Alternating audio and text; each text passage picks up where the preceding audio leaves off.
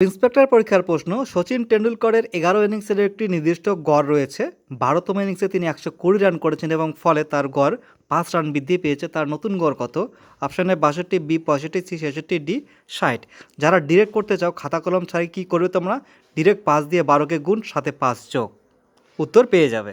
আর যদি বুঝতে না পারো তাহলে দেখো, শচীন টেন্ডুলকরের 11 ইনিংসের একটি নির্দিষ্ট গড় রয়েছে, আমি ধরলাম সেই নির্দিষ্ট গড় কত? নির্দিষ্ট গড় এক্স। এবার দেখো 12তম ইনিংসে 120 রান করার পর তার কী হয়েছে? তার গড় 5 রান বৃদ্ধি পেয়েছে। গড় ছিল কত? এক্স, বৃদ্ধি পেয়ে কত হবে? এক্স প্লাস 5, তার সঙ্গে 5 যোগ করলেই হবে।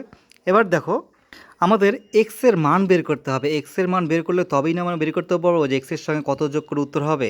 এবার দেখো এক্সের 11তম ইনিংসের গড় ছিল এক্স, তাহলে 11তম ইনিংসের টোটাল কত? 11 দিয়ে গুণ করলেই হয়ে গেল। প্লাস দেখো 12তম ইনিংসের রান কত? 120, সেটা আমি যোগ করে দিলাম বাই কত? এবার 12 দিয়ে ভাগ করলেই গড় পেয়ে যাব। তাহলে এই গড় আর এটা সমান হবে। এখান থেকে আমাদের বের করতে হবে এক্সের মান। এদিকে কত থাকছে? 12 গুণ এক্স, 12x প্লাস কত? 5 বারং 60। এদিকে কত থাকছে? 11x যোগ কত হবে? 120।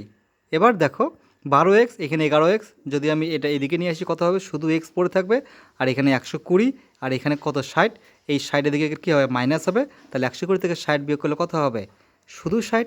এবার দেখো আমি পেয়ে গেলাম এক্সের মান 60। তাহলে এক্সের সঙ্গে 60-এর সঙ্গে কত যোগ করতে হবে? 60 যোগ 5, উত্তর হবে 65। Answer option B.